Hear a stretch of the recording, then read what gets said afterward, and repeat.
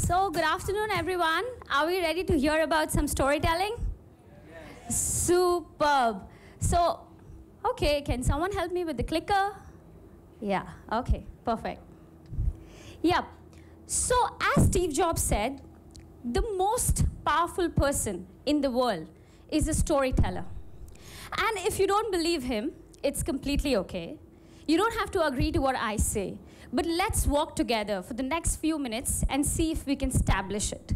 But as we do, how about we do a small exercise? I'm sure you people are great. You can support me here. It's just a short one. I'm going to throw a sentence on the screen. And all you need to do is count the number of F in it. That's all. Don't tell it to everyone. Just keep it to yourself. Here it is.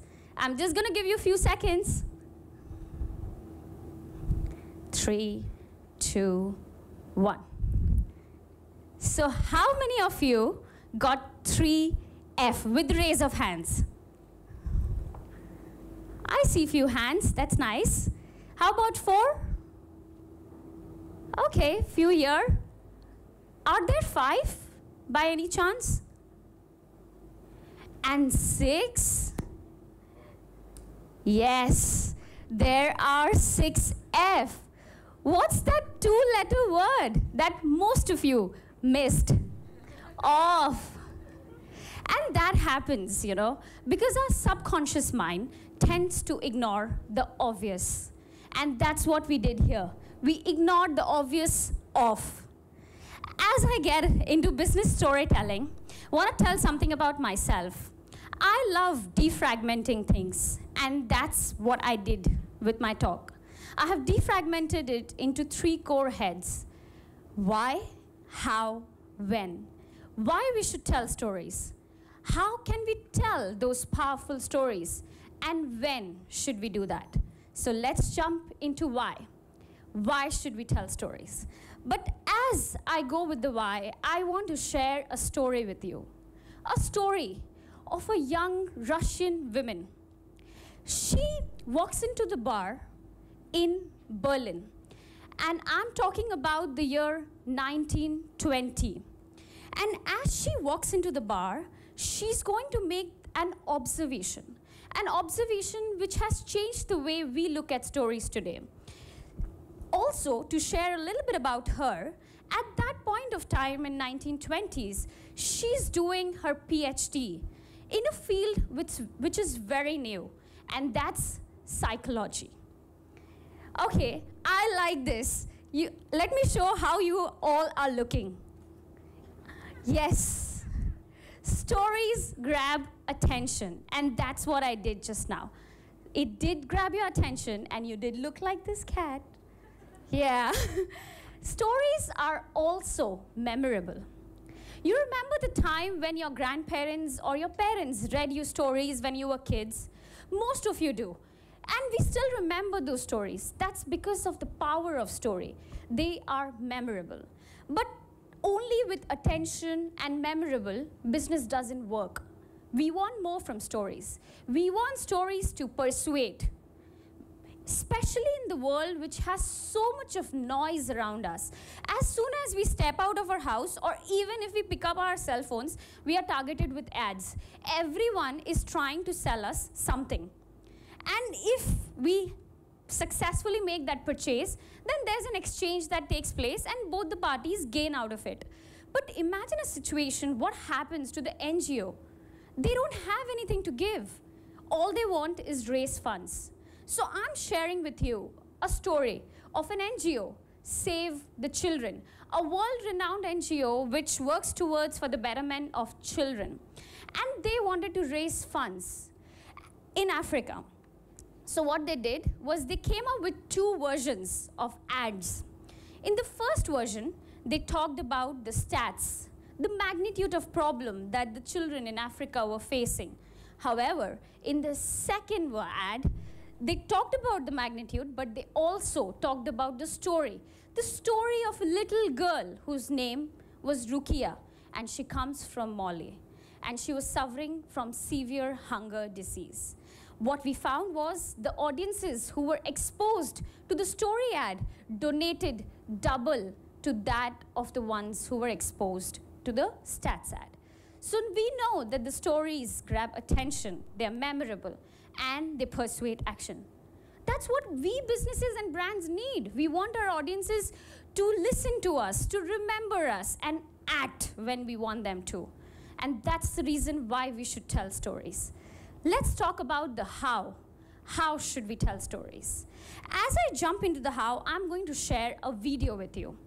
A video which when you take a look, you might feel this has nothing to do with business. Why is she showing me this video? But let's look at it with business lenses. It has a story to share and can teach us good business lessons. So here it is. Can you help me play the video?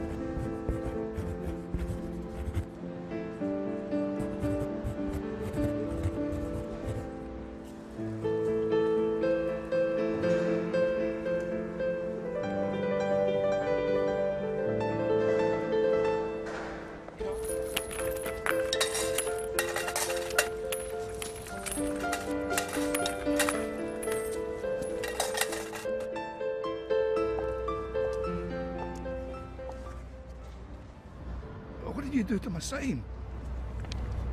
I wrote the saying, but in different words. Thanks, love.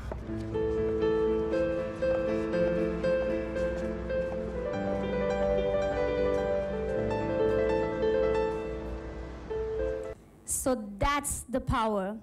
We see a man and he has some business issues.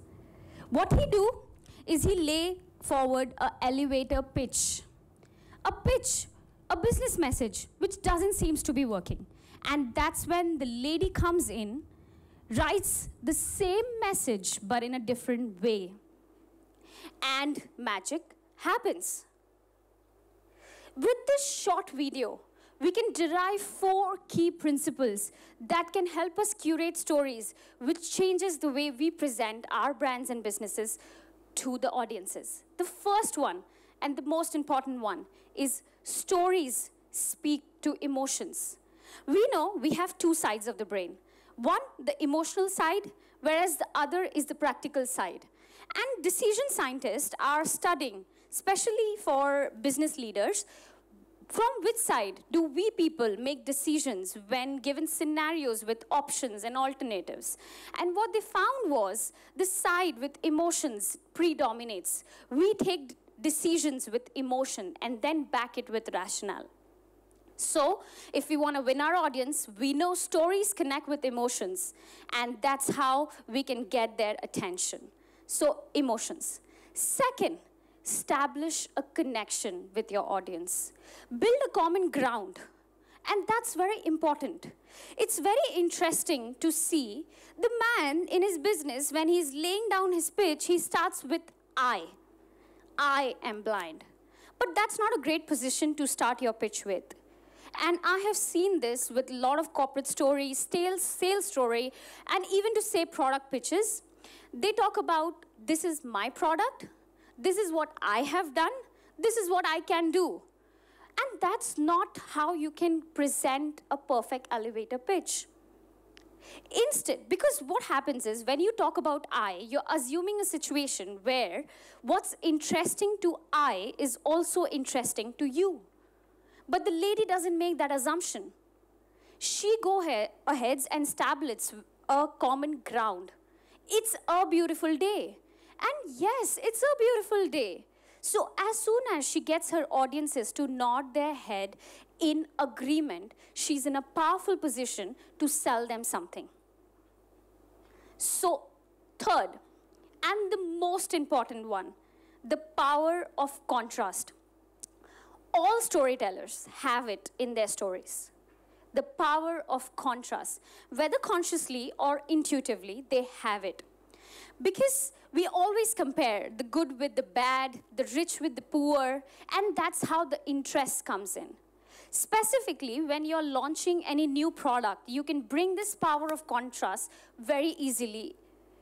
What we are right now to what we can be, to what it is, to what it can be.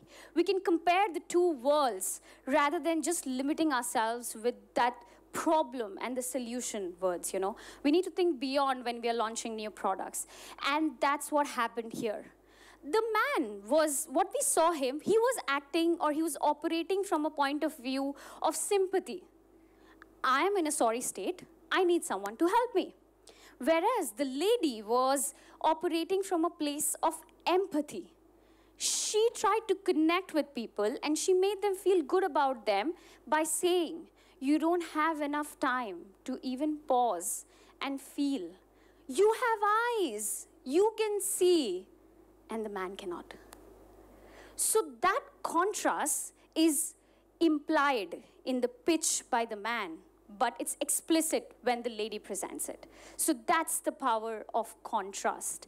Last but not the least, the definition of story is truth well told.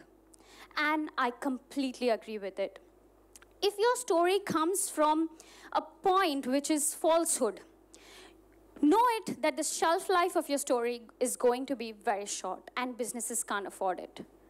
So it has to come from a point of truth. But we see in this case, the man is putting across the truth. He is blind, he wants help, but that's not working.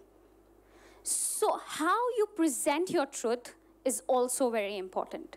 And that's where we combine the truth with well told. The well told is how you present yourself, how you articulate your story. What's the contrast? What's the metaphor behind it? As we say, not what we say only matters, but how we do it makes all the difference. So that's the 4 key principles you can use while you're creating your next stories, the powerful and the impactful one for the businesses. Let's jump into when. Now, when should we tell those stories?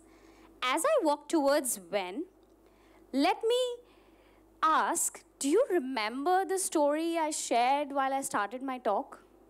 The story of the young lady who walks into the bar. Do you remember which year was it? Or where was it placed?